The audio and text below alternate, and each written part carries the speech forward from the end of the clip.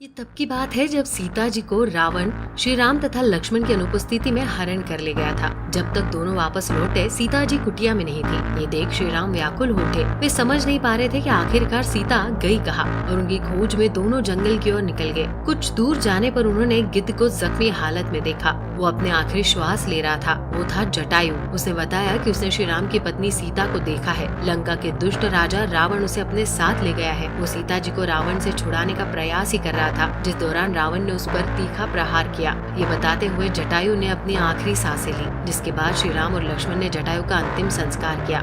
जब वे तो जान गए थे कि सीता जी को रावण ले गया, लेकिन उन तक कैसे पहुंचा जाए ये नहीं जानते थे। लेकिन मन तो परेशान था, इसलिए पाँव न रुके और दोनों घने जंगल में सीता जी की तलाश में आगे बढ़ते चले गए। कुछ दूर जाने पर अचानक उन्होंने एक अजीब से प्राणी को देखा। वो एक राक्षस था जिसका नाम था कबंध। इस राक्षस का सिर, धड़, मुख, कोई भी अंग सही स्थान पर नहीं था। कहते कि इसका मुंह इसके पेट के स्थान पर था और इसका दिमाग उसके सीने पर था तथा दोनों के बीचों बीच ही इसकी आंखें थी, लेकिन एक ही आंख। कहते हैं कि जब श्री राम और लक्ष्मण ने उस राक्षस को देखा तो वो जोर जोर से चिल्ला रहा था। उसके दोनों हाथों में जंगली जीव थे जिन्हें वो इधर उधर पटक रहा था। लेकिन जैसे ही उसकी नजर श्री राम और लक्ष्मण पर पड़ी तो वो उनकी ओर दौड़ता चला आया। अपने विशाल शरीर का फायदा उठाते हुए उसने दोनों को अपने हाथ में पकड़ लिया और तेजी से मसलने की कोशिश करने लगा। लेकिन तभी बेहद कुशलता से श्री राम और लक्ष्मण ने कबंध के दोनों हाथ काट दिए।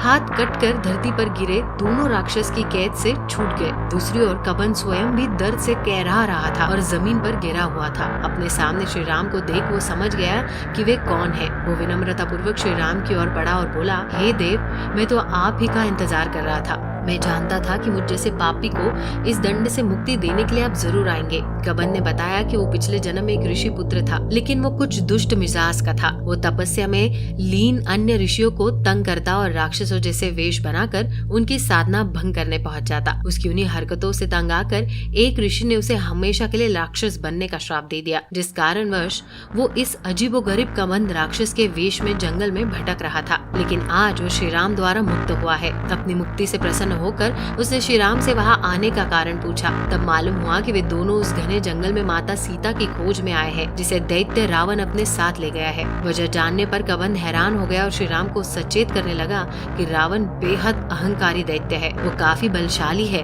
न केवल अन्य दैत्य बल्कि स्वयं देवता भी उससे भय खाते हैं। उसने सभी देवताओं को भी परेशान किया हुआ है। उसने कहा कि वो जानता है कि श्री राम अपनी पत्नी को रावण की कैद से छुड़ाने के लिए हर संभव प्रयास करेंगे, लेकिन फिर भी वो एक ऐसा सुझाव देना चाहता है जिससे उनके बंद हुए मार्ग खुलते जाएंगे और अंत में वे अपनी अर्धांगिनी को लेकर ही जाएंगे।